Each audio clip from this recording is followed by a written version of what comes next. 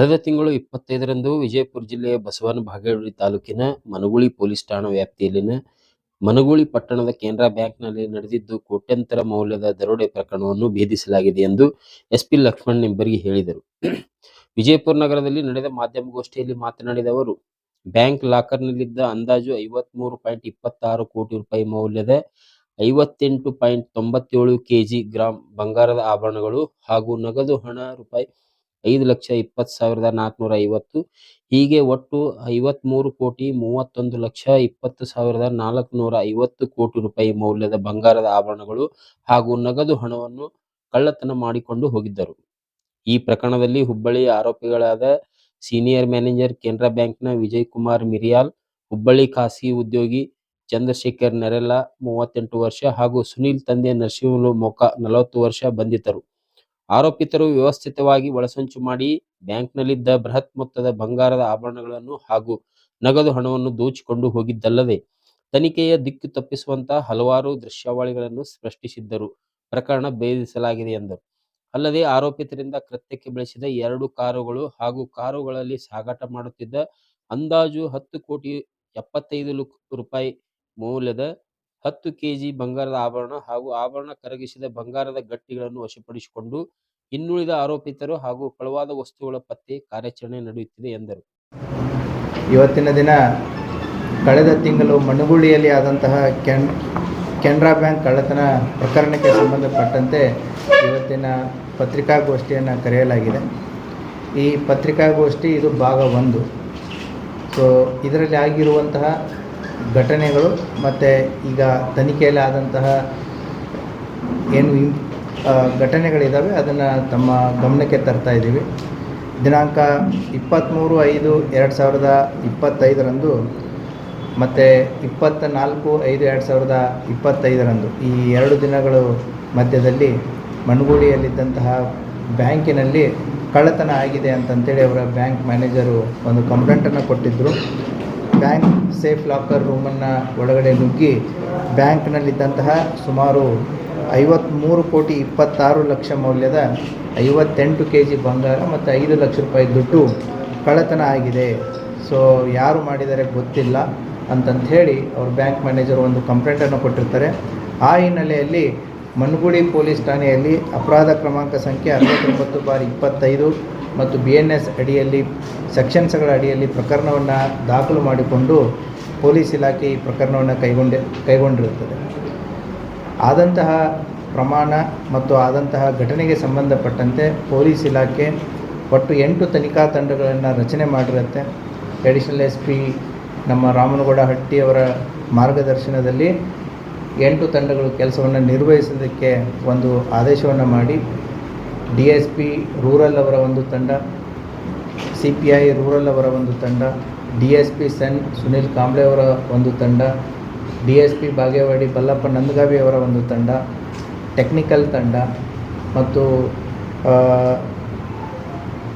ಅವರ ಜೊತೆಗೆ ನಮ್ಮ ಇನ್ಸ್ಪೆಕ್ಟರ್ ಬಾಗೇವಾಡಿ ಗುರುಶಾಂತ್ ದಾಶಾಳ್ ಅವರ ಒಂದು ತಂಡ, CPI ನಿಡಗುಂದಿ ಅಶೋಕ್ ಚವ್ಹಾಣ್ ಅವರ ಒಂದು ತಂಡ, ಅದರ ಜೊತೆಗೆ ಸುಮಾರು 10ಕ್ಕಿಂತಲೂ ಹೆಚ್ಚು PSI ರವರು ಈ ತಂಡಗಳಲ್ಲಿ ಮತ್ತು ಅವರ ಸಿಬ್ಬಂದಿಗಳನ್ನು ಒಳಗೊಂಡಂಥ ಒಂದು ತಂಡವನ್ನು ರಚನೆ ಮಾಡಿರೋದು. ಯಾಕಂತಂದರೆ ಆದಂತಹ ಘಟನೆ ಸ್ವರೂಪ ಮತ್ತು ಗಂಭೀರತೆಯನ್ನು ತಿಳ್ಕೊಂಡು ಈ ತಂಡಗಳನ್ನು ರಚನೆ ಮಾಡಿ ಪೊಲೀಸ್ ಇಲಾಖೆ ಕಾರ್ಯಪ್ರವೃತ್ತರಾಗಿರುತ್ತೆ. ಸೊ ಆ ಹಿನ್ನೆಲೆಯಲ್ಲಿ ಈಗ ಈ ಪ್ರಕರಣದಲ್ಲಿ ಆರೋಪಿಗಳಾದಂತಹ ವಿಜಯ್ ಕುಮಾರ್ ಮಿರಿಯಾಳು 41 ವರ್ಷ, ಈತ ಬ್ಯಾಂಕ್ ಮ್ಯಾನೇಜರ್ ಆಗಿ ನಮ್ಮ ಕೋಲಾರ ತಾಲೂಕಿನ ರೋಣಿಹಾಳ್ ಬ್ಯಾಂಕಲ್ಲಿ ಕೆಲಸ ಮಾಡ್ತಾ ಇದ್ದಾನೆ. ಸೊ ಈತ ಮುಂಚೆ ಇಲ್ಲಿ ಮನಗುಳಿಯಲ್ಲಿ ಬ್ಯಾಂಕ್ ಮ್ಯಾನೇಜರ್ ಆಗಿ ಕೆಲಸ ಮಾಡಿದಂತಹ ವ್ಯಕ್ತಿ ಆಗಿರ್ತಾನೆ. ಆತ ಆರೋಪಿ ನಂಬರ್ 1. ಎರಡನೇದವನು ಚಂದ್ರಶೇಖರ್ ನೆರೆಲ್ಲ, ಈತ ಖಾಸಗಿ ಉದ್ಯೋಗ, ರಿಯಲ್ ಎಸ್ಟೇಟು, ಆಮೇಲೆ ಈತನೊಂದು ಸೆಂಟ್ ಆಂಥ್ರೂ ಸ್ಕೂಲು ಅಂತಂತೇಳಿ ಸ್ಕೂಲನ್ನು ಕೂಡ ಹುಬ್ಬಳ್ಳಿ ಕೇಶವಾಪುರದಲ್ಲಿ ನಡೆಸ್ತಾನೆ. ಈತ ಕಾಂಟ್ರಾಕ್ಟರ್ ಆಗಿಯೂ ಕೆಲಸ ಮಾಡ್ತಾನೆ. ಆಮೇಲೆ ಈತ ಕ್ಯಾಸಿನೋಗಳನ್ನು ಕೂಡ ಆಡೋದು ನಡೆಸೋವಂಥ ಒಂದು ಹವ್ಯಾಸವನ್ನು ಹೊಂದಿದ್ದಾನೆ. ಗೋವಾದಲ್ಲಿ ಕೆಲಸ ಕಾರ್ಯಗಳನ್ನ ಮಾಡ್ತಾನೆ, ಹುಬ್ಬಳ್ಳಿಯಲ್ಲಿ ಮಾಡ್ತಾನೆ. ಅದೇ ಕೊಲಂಬೋ ಅಲ್ಲಿ ಇಲ್ಲಿಗಳಲ್ಲಿ ಕೂಡ ಕ್ಯಾಸಿನೋ ಆಡುವಂಥ ಒಂದು ಪ್ರವೃತ್ತಿಯನ್ನು ಬೆಳೆಸ್ಕೊಂಡಂಥ ವ್ಯಕ್ತಿ ಚಂದ್ರಶೇಖರು. ಈ ಚಂದ್ರಶೇಖರು ಮುಂಚೆ ಒಂದು ಬ್ಯಾಂಕಲ್ಲಿ ಕೆಲಸ ಮಾಡಿ ಅಲ್ಲಿನೂ ಕೂಡ ಗೋಲ್ಮಾಲ್ ಮಾಡಿ ಸಸ್ಪೆಂಡ್ ಆಗಿ ಡಿಸ್ಮಿಸ್ ಆದಂಥ ಒಬ್ಬ ವ್ಯಕ್ತಿ. ಈತ ನಮ್ಮ ವಿಜಯ್ ಮೇರಿಯಾಳನ ಫ್ರೆಂಡು. ಇನ್ನೊಬ್ಬ ವ್ಯಕ್ತಿ ಸುನಿಲ್ ಮೋಕಾ ಅಂತೇಳಿ, ಇವನು ಕೂಡ ಈ ಚಂದ್ರಶೇಖರನ ಜೊತೆಗೆ ಅಸೋಸಿಯೇಟ್ ಆಗಿದ್ದು ಅವನ ಹತ್ತಿರ ಪಿ ಎ ರೀತಿಯಲ್ಲಿ ಕೆಲಸ ಮಾಡುವಂಥ ಒಬ್ಬ ವ್ಯಕ್ತಿ. ಇವನು ಕೂಡ ಈಗೇನು ಚಂದ್ರಶೇಖರ್ ಇದ್ದಂಥ ಎಲ್ಲ ಚಟಗಳನ್ನು ಕೂಡ ಇವನಿಗೂ ಇರುವಂಥ ಒಬ್ಬ ವ್ಯಕ್ತಿ.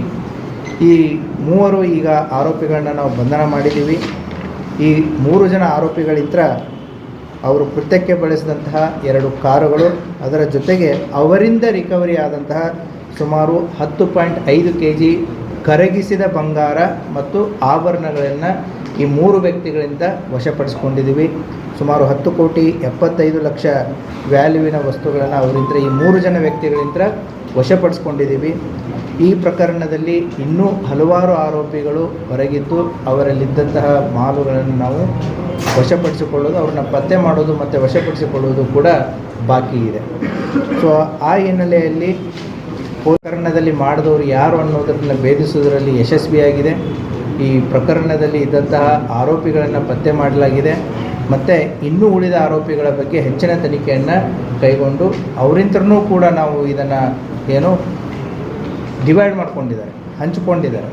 ಸೊ ಅವರಿಂದನೂ ಕೂಡ ನಾವು ಆಭರಣಗಳನ್ನು ವಶಪಡಿಸಿಕೊಳ್ಳುವಂಥ ಕಾರ್ಯ ಇನ್ನೂ ಇದೆ. ಸೊ ಆದಷ್ಟು ಬೇಗನೆ ಕೂಡ ಉಳಿದಂಥ ಆರೋಪಿಗಳನ್ನು ಪತ್ತೆ ಮಾಡಿ ಪ್ರಕರಣದಲ್ಲಿರುವಂತಹ ಉಳಿದಂಥವ್ರನ್ನ ಕೂಡ ಆದಷ್ಟು ಬೇಗನೆ ಕ್ರಮ ಕೈಗೊಳ್ಳುವಂಥ ವಿಶ್ವಾಸ ಪೊಲೀಸ್ ಇಲಾಖೆಯಲ್ಲಿದೆ.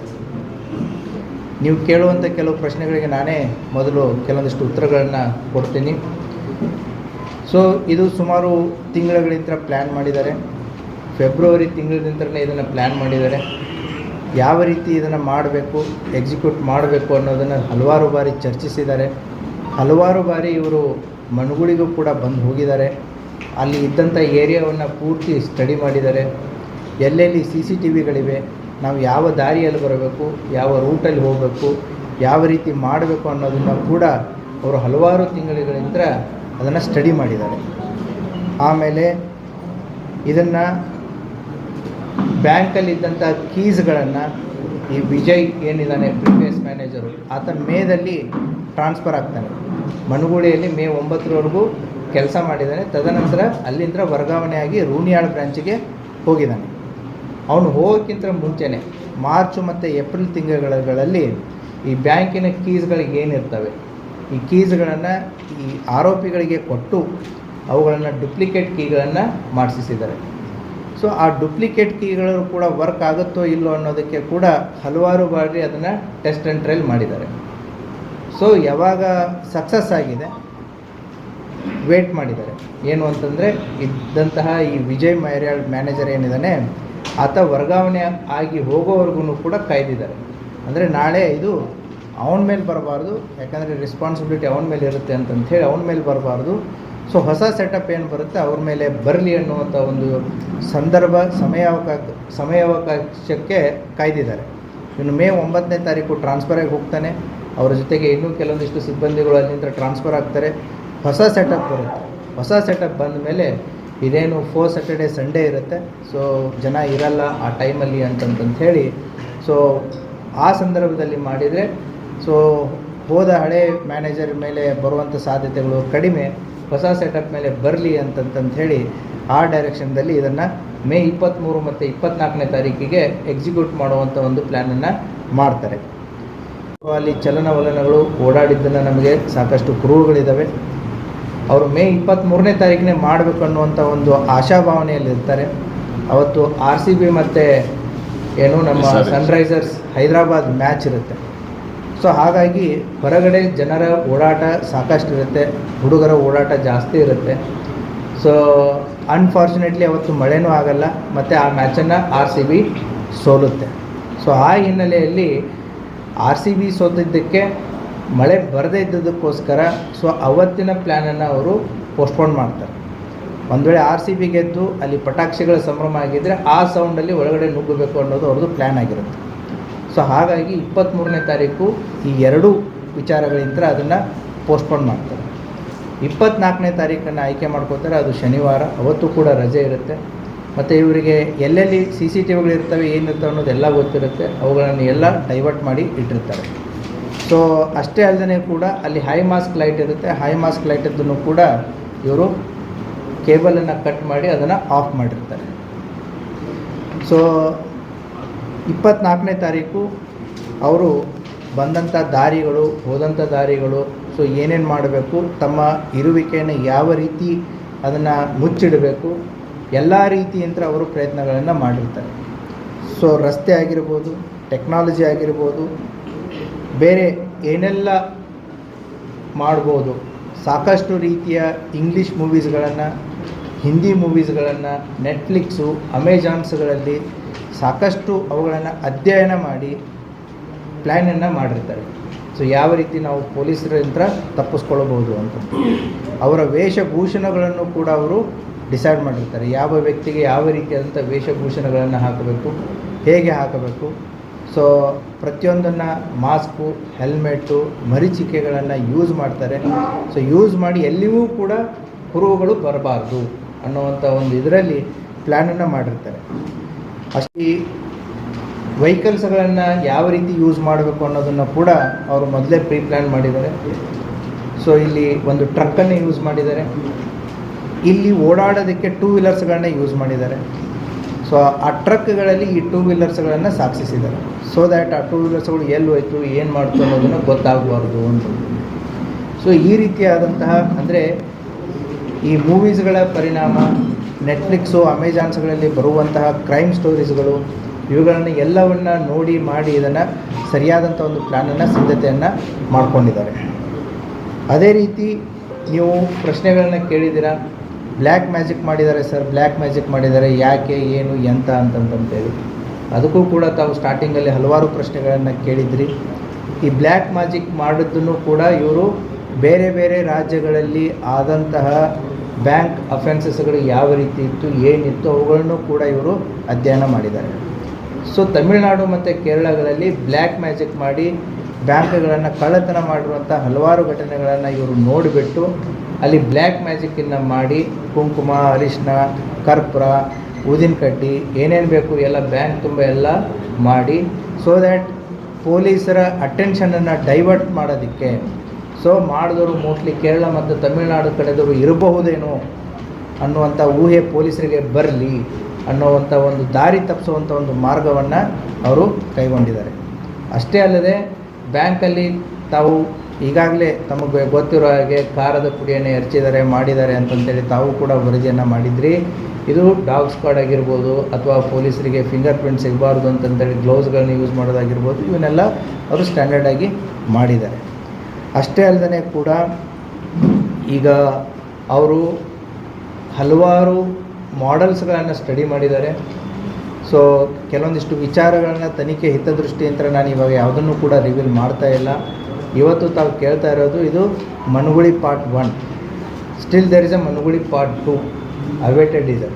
ಸೊ ಆ ಸಂದರ್ಭದಲ್ಲಿ ಕೆಲವು ವಿಚಾರಗಳನ್ನ ತಮ್ಮ ಗಮನಕ್ಕೆ ತೊಗೊಂಬರ್ತೀನಿ. ಹಾಗೆ ಇಟ್ಟರೆ ನಾಳೆ ಡಿಸ್ಪೋಸಲ್ ಮಾಡೋದು ಕೂಡ ಕಷ್ಟ ಆಗುತ್ತೆ ಅಂತಂತ ಹೇಳಿ ಅವುಗಳನ್ನು ಕರಗಿಸಿದ್ದಾರೆ. ಕರಗಿಸ್ಬಿಟ್ಟು ಕೆಲವೊಂದಿಷ್ಟು ಆಭರಣಗಳನ್ನು ಸಿಕ್ಕಿದ್ದಾವೆ. ಮೆಜಾರಿಟಿ ಆಫ್ ದ ಆರ್ನಮೆಂಟ್ಸ್ಗಳನ್ನು ಕರಗಿಸಿ ಗಟ್ಟಿ ಚಿನ್ನವನ್ನು ಮಾಡಿ ಇಟ್ಕೊಂಡಿದ್ದಾರೆ. ಅಂದರೆ ಡಿಸ್ಪೋಸಲ್ ಮಾಡೋದಕ್ಕೆ ಈಸಿ ಆಗುತ್ತೆ. ಮತ್ತು ಆರ್ನಮೆಂಟ್ಸ್ಗಳನ್ನ ಹಾಗೆ ಇಟ್ಕೊಂಡ್ರೆ ನಾಳೆ ಎಲ್ಲಾದರೂ ಕೂಡ ಸಮಸ್ಯೆ ಆಗ್ಬೋದು ಅನ್ನೋವಂಥ ವಿಚಾರದಿಂದ, ಯಾಕಂದರೆ ಐಡೆಂಟಿಫೈ ಆಗುತ್ತೆ ಅಂತಂತೇಳಿ ಆದಷ್ಟು ಬೇಗ ಏನು ಮಷಿನನ್ನು ತಂದು ಅವರು ಎಲ್ಲಿ ಮಾಡಿದ್ದಾರೆ, ಏನು ಮಾಡಿದ್ದಾರೆ ಅನ್ನೋದನ್ನು ನಾನು ನೆಕ್ಸ್ಟ್ ಟೈಮ್ ನಿಮಗೆ ಪೂರ್ತಿ ಆದಮೇಲೆ ಹೇಳ್ತೀನಿ. ಸೊ ಈ ರೀತಿ ಎಲ್ಲ ರೀತಿಯಂಥ ಪ್ಲ್ಯಾನ್ಸ್ಗಳನ್ನ ಮಾಡಿಕೊಂಡು ಪೊಲೀಸ್ ಇಲಾಖೆಗೆ ನಾವು ಕಣ್ಣಿಗೆ ಮಣ್ಣೆರಚಿ ನಾವು ತಪ್ಪಿಸ್ಕೊಳ್ಬೋದು ಅನ್ನುವಂಥ ಒಂದು ಮಹಾದಾಸೆಯಂತ್ರ ಈ ಎಲ್ಲ ಪ್ಲ್ಯಾನ್ಸ್ಗಳನ್ನು ಮಾಡಿ ಅವರು ಮಾಡಿದರು. ಆದರೆ ಪೊಲೀಸ್ ಇಲಾಖೆ ನಮ್ಮ ಏನು ವಿಜಯಪುರ ಜಿಲ್ಲಾ ಪೊಲೀಸ್ ಇದೆ, ಇದು ಕೇವಲ ಮನುಗುಳಿ ಪ್ರಕರಣ ಅಲ್ಲ, ಇದು ಇಡೀ ಜಿಲ್ಲೆಯ ಪೊಲೀಸ್ ಪ್ರಕರಣ ಅಂತಂತ ಹೇಳಿ ಇಡೀ ಜಿಲ್ಲೆ ಎಲ್ಲ ಅಡಿಷ್ನಲ್ SP ಇಬ್ಬರು ಆಗಿರ್ಬೋದು, ನಮ್ಮ ಎಲ್ಲ 5 DYSPಗಳಾಗಿರ್ಬೋದು, ಮತ್ತು ಜಿಲ್ಲೆಯ ಎಲ್ಲ ಇನ್ಸ್ಪೆಕ್ಟ್ರು, PSI ಅವರ ಜೊತೆಗೆ ನಮ್ಮ ಎಲ್ಲ ಸಿಬ್ಬಂದಿ ವರ್ಗದವರು ಕಳೆದ 1 ತಿಂಗಳಿಂದ ಹಗಲು ರಾತ್ರಿ ಇದನ್ನು ಶ್ರಮಿಸಿ ಇದು ಯಾವುದೇ ಕಾರಣಕ್ಕೂ ನಾವು ಬಿಡಲೇಬಾರ್ದು ಅನ್ನೋವಂಥ ಒಂದು ಹಠದಿಂದ ಇದೊಂದು ಪ್ರಯತ್ನ ಮಾಡಿದ್ದಾರೆ.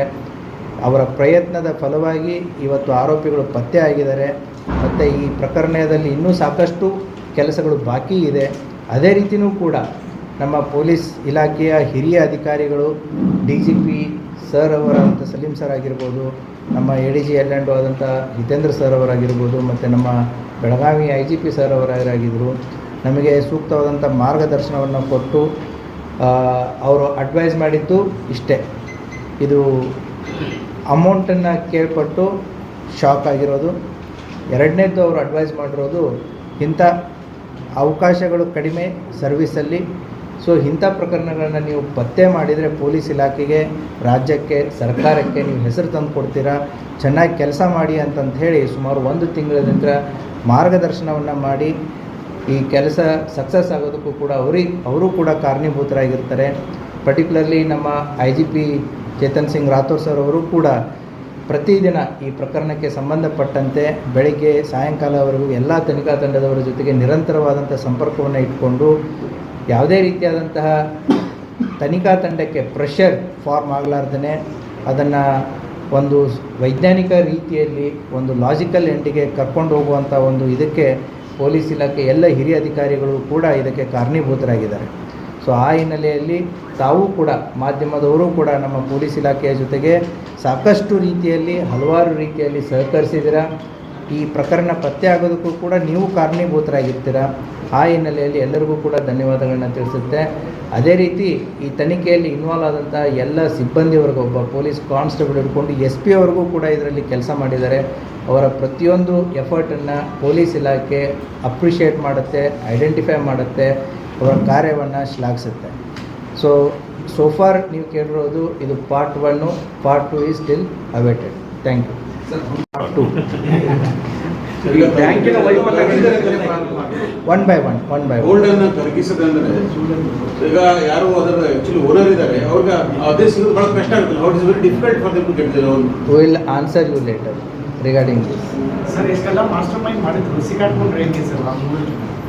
That is policing. ಅದೇ ಸರ್ ಎಲ್ಲಿ ತಪ್ಪು ಮಾಡಿ ತಪ್ಪು ಎಲ್ಲಿ ಮಾಡಿದ್ರು ಅಂತಲೂ ಹೇಳಲ್ಲ ನಾವು. ಪೊಲೀಸರು ತಮ್ಮ ಕೌಶಲ್ಯವನ್ನು ಇಲ್ಲಿ ಮರೆತಿದ್ದಾರೆ. ಸರ್ ಇಷ್ಟೆಲ್ಲ ಕಾರ್ಯಾಚರಣೆ ಡೀಟೇಲ್ಸ್ ಅಂದರೆ ಹೆಂಗಿತ್ತು ಇಲ್ಲ, ಯಾಕೆಂದ್ರೆ ಅವ್ರು ಎಲ್ಲಿದ್ರು ಹೆಂಗೆ ಇನ್ನೂ ಹೇಳಿದ್ದೀನಲ್ಲ. ಸೊ ಪಾರ್ಟ್ 2 ಎಷ್ಟು ಜನ ಇರ್ಬೋದು ಅಂದಾಜು? we have the number, but in the interest of the case we are not going to tell. ಬ್ಯಾಂಕಿನ ವೈಫಲ್ಯಗಳು ಓಕೆ ಸರ್. ಬ್ಯಾಂಕಿನ ಭದ್ರತಾ ವೈಫಲ್ಯಗಳು. Thank you very much.